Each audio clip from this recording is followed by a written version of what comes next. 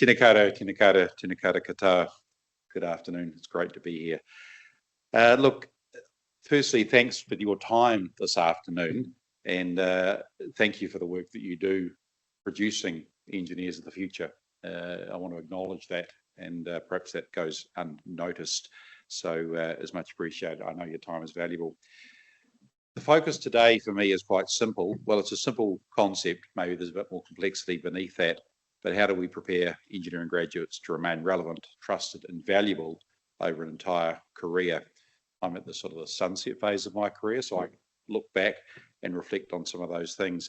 But more specifically, today I want to explore with you how the IEA graduate attributes and the approach of engineer and the world, which I know you've been talking about, a valuable lens to look through for that conversation. I think you'll hear this a few times, but a key point to remember is that technical capability is essential, but it only becomes powerful when engineers can apply it with judgment, context, and responsibility.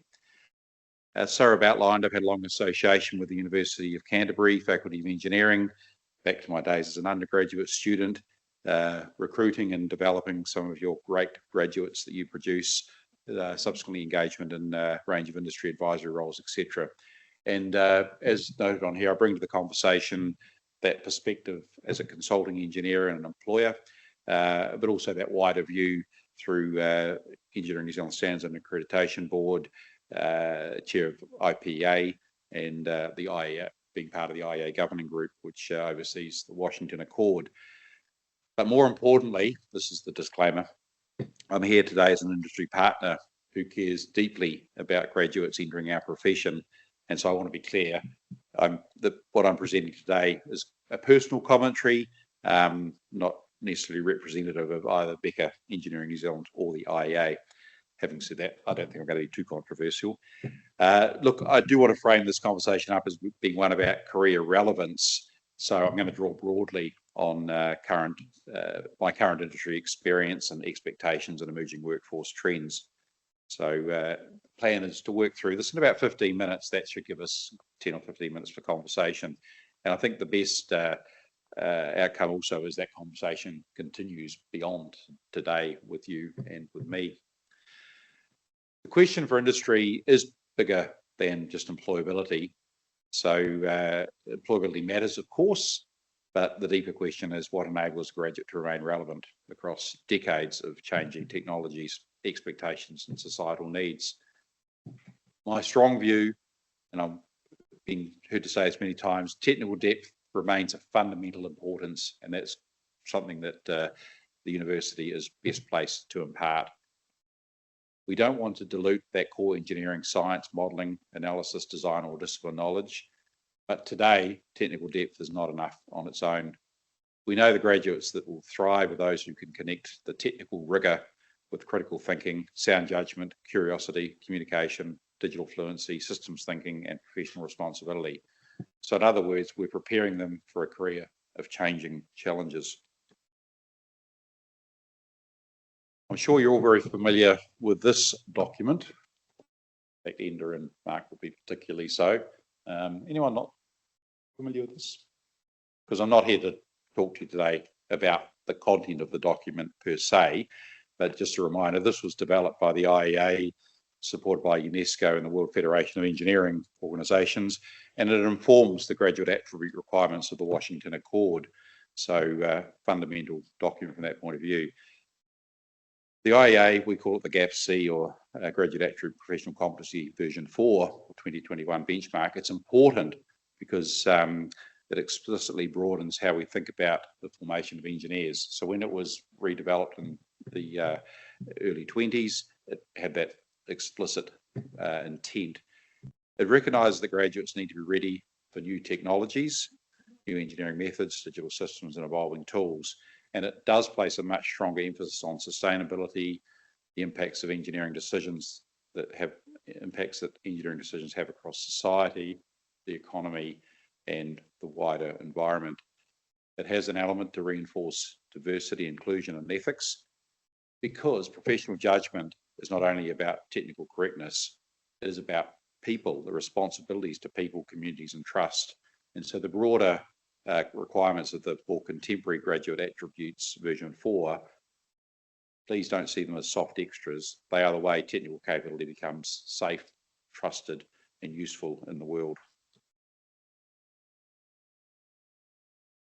This is where engineer and the world become so important. Look, and I'm aware the faculty has been progressing your thinking on this as part of the Mechanical Advisory Board. We've had a presentation from Pedro on this and had some discussions around it. So my understanding here is that the intention is to bring a more consistent program-wide approach to developing engineers who understand their broader societal, environmental, ethical, and cultural responsibilities.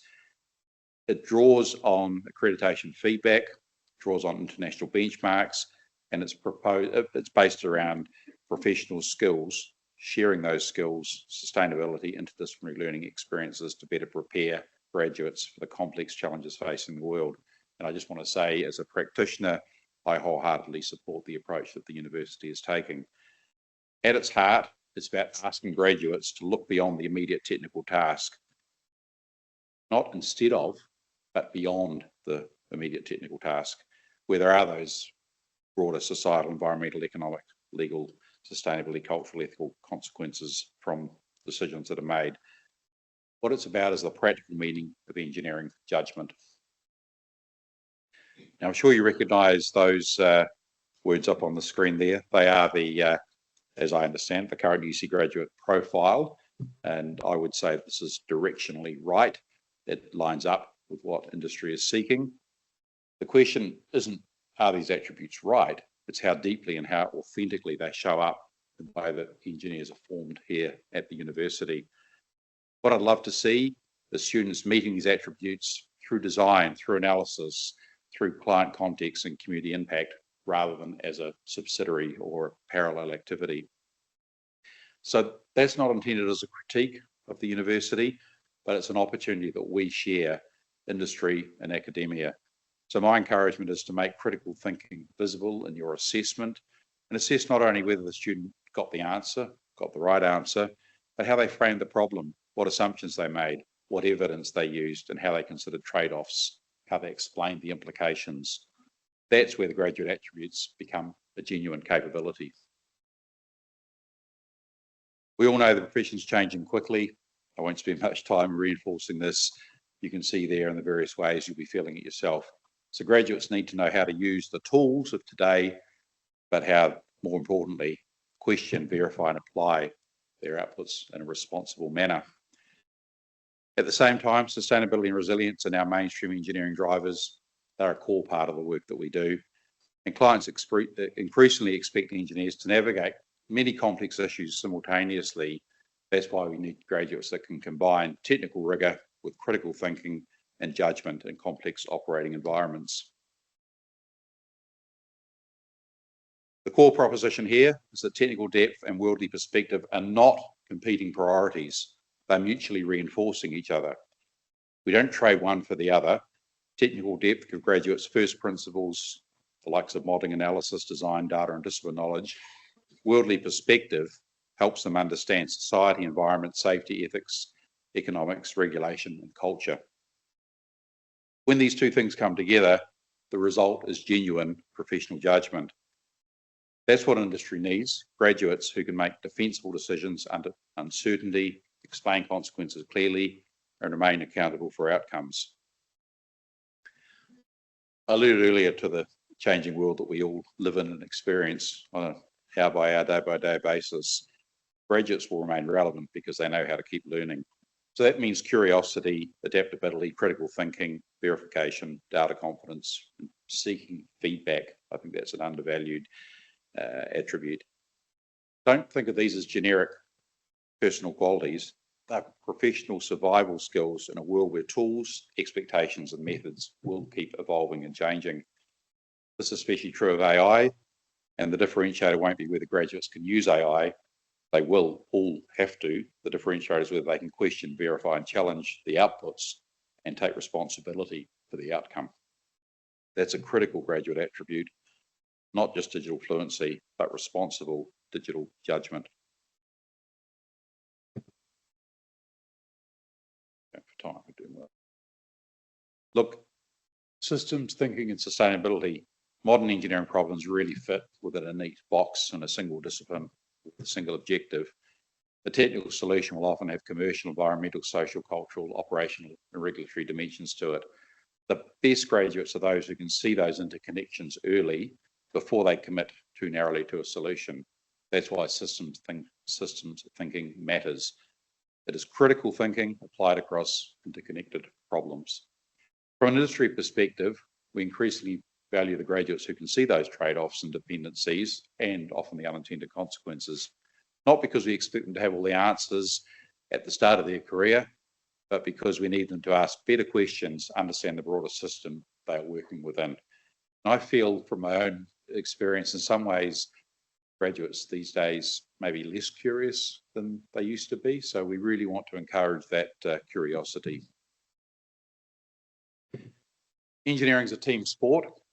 Certainly Becker is a team sport. We run on trust. Engineering runs on trust. Engineers earn that professional trust through their behaviour in terms of ethics, safety, cultural awareness, accountability, and their service to society. Never underestimate the importance of trust. Graduates often assume the job's done when they've got the technical answer. In practice, the job includes helping other people understand it, trust it, and actually build it. This means engaging with clients, communities, contractors, regulators, and multidisciplinary project teams. Engineers need to be able to write, communicate, speak in ways that help non-specialists understand the decisions, the risks, and the implications. And as the note there says, leadership begins when an engineer can help others make sense of complexity, evidence, uncertainty, and consequence. That's why communication and collaboration aren't separated from engineering capability, are absolutely integrated, and that's how engineering becomes useful. This slide is my own interpretation of translating IEA graduate attribute language into practical industry message.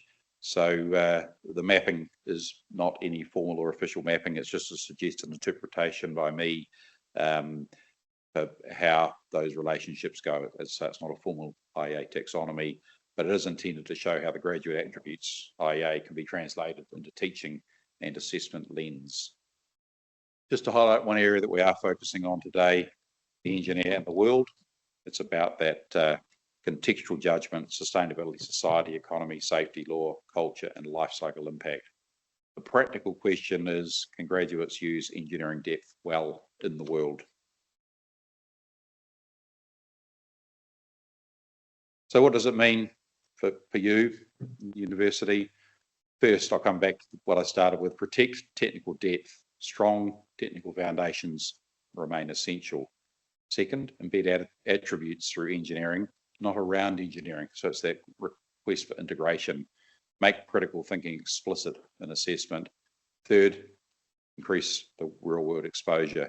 And it's interesting, we were just chatting before about the challenges around practical work, the 800 hours, how can we sustain and retain that? So we really do need to keep that and increase that real world exposure. Integration is a word I've used several times. We need to assess how students think, decide and explain, not just whether they get the answer. That's where the engineer in the world theme becomes practical and accessible. Look, to close, for the reasons stated on this slide, the IEA graduate attributes, and particularly the engineer of the world approach, are well aligned with what industry needs. My encouragement is this: please keep technical depth strong, but keep asking students to apply it in context. Ask them to show their reasoning, ask them to test assumptions, ask them to explain consequences, ask them to consider people, place, environment, safety, ethics, culture, long-term usefulness. This is how we prepare graduates, not just for their first role, but for a career of responsible engineering leadership. So again, thank you for the opportunity to be here today. It's very much appreciated to share these thoughts, and I'm very happy to take challenge, pushback, feedback. I do hope the industry message is clear.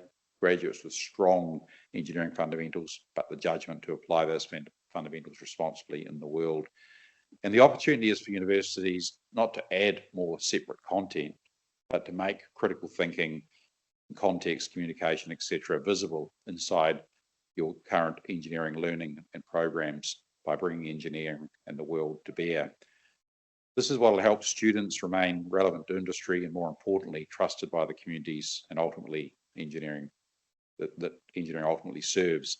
So thanks again for your time this afternoon and the contribution that you make to the profession by inspiring and developing the engineers of the future.